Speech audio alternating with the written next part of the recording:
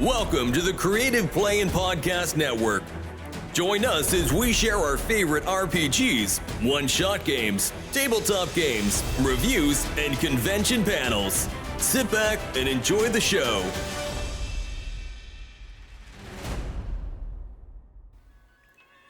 Hi, this is Kelly, aka Trixie from Ragnarok and Roll, assigned to Ragnarok Story, and Tilda Wimblewick from D&D Journey of the 5th Edition.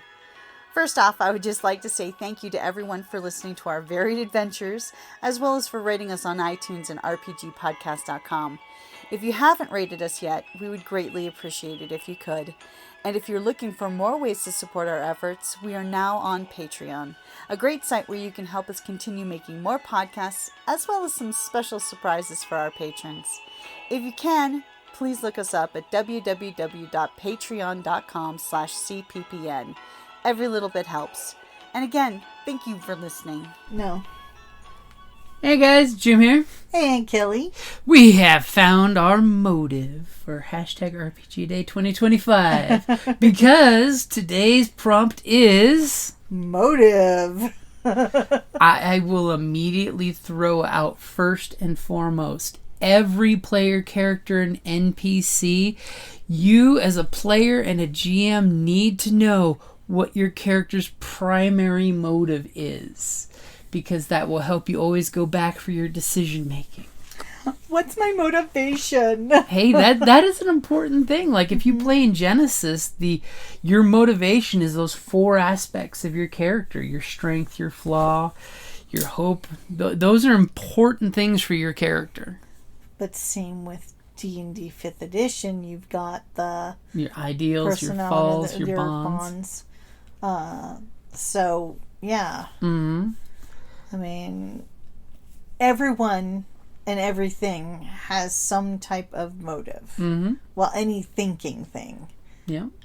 Even instinctual things will have a motive. Yeah, I mean, it's like, it could just be as simple and base as hunger. Mm-hmm. And sometimes just knowing finding out what their motive is can, like we had that one when we went and cleared the tavern to the cat's paw?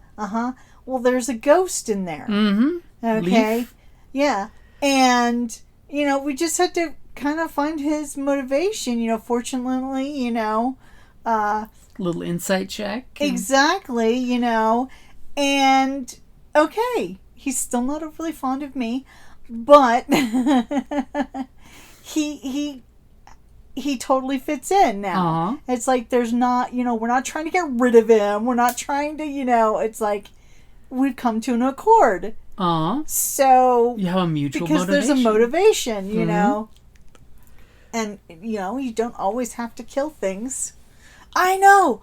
I'm saying that. It's like, and hey, being a murdering hobo is fine, and it's Mm-hmm. RPGs. Your motive is basically you are a bloodthirsty bastard who just wants to keep killing people. Yeah. It's a very flat motivation. Exactly. That, even spice Dexter's, it up a bit. Even Dexter's got better motivation than that. It's just like, spice it up a bit. Try something different. Find out what their motivation is. I mean, a lot of times insight checks, that's basically what you're doing. Yeah, I totally am for whether it's like vigilance or insight or investigation. I always will give my players a prop once they locate the true motivation of somebody, because then you can exploit it. Yeah.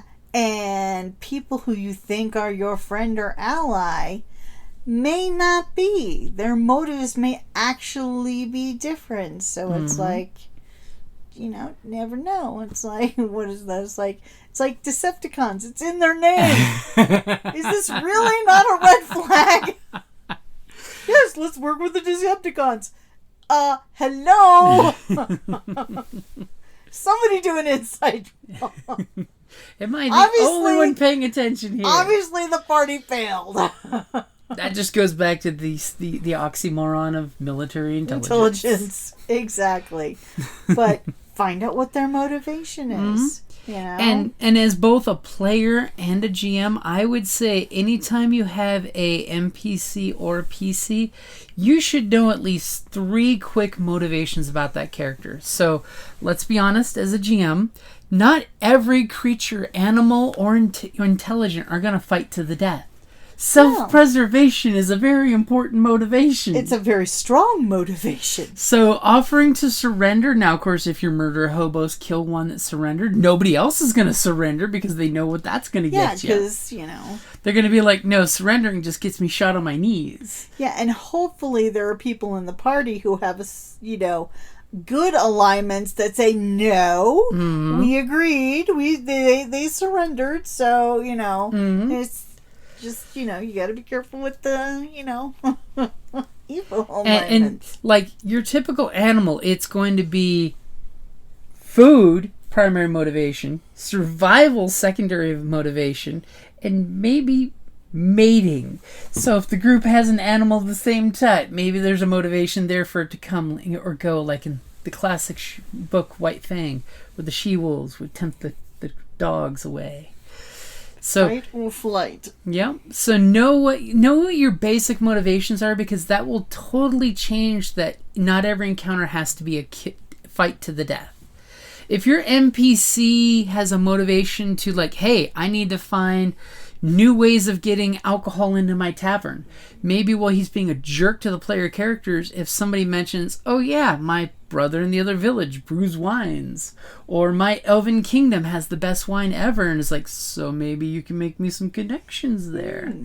Can I get an introduction? I'll get you some cheap rooms, or there'll always be a room available for your party because I have your wine on stock. And even the bad guys, the big bads, once you find their motivation, they can be kind of helpful for the party. Many classic Doctor Who villains, once you know their motivation, they become not so evil and scary, but kind of like weird. Especially when you can point out... Frenemy? What? All of a sudden you can point out the flaws in their motivation and make them question everything. But yeah, everyone has it. Everything has a motivation.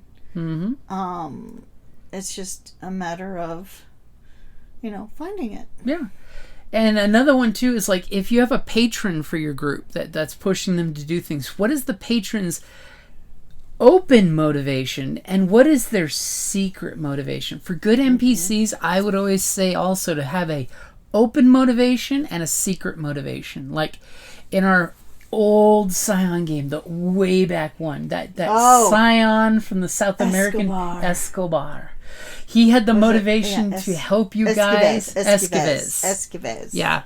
That he used his corporation to help the group do the good fight and do the thing. And then the group realized he was actually working for the Titans. Well, he was also working for himself, but he was having you guys gather ingredients for different things without you realizing that the hit list was actually providing him special things he needed for sacrifice and rituals. But we were actually doing good things, though. You were fighting the good fight. It was, there were just other...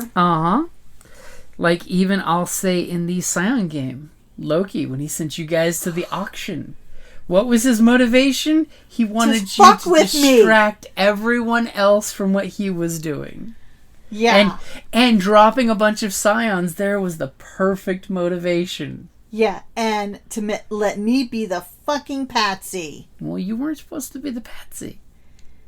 Always made me the His patsy. motivation was just to give you no direct directions, because much like Odin in most of the stories, if you give someone specific directions, you will fate bind them into causing exactly what you want to stop. See, there's a complicated character. Odin and his motivation to stop the apocalypse. Dude's done some dirty shit to stop the apocalypse. Well, it's Odin. He's, not the most straightforward and upright. Not the best team player in his motivation. Exactly. But if you've ever read, God, I can't remember the name of the series, but it's about Vidar. The Vidar survives Ragnarok, because he's the god that does, and he's one of Odin's sons. And then you go through, there's 3 books, and it's really good. Oh my god, what was the name? I'm gonna have to try and find it. Who's Afraid of Beowulf? No, that's a really good book, yeah. though. No, it's like I forgot. Yeah, it was a great series. Yeah. Because it really got into Odin's other personas, like Woden, the Destroyer, and oh god, it was. Oh, I'm gonna have to look it up. Oh my god, it was very good.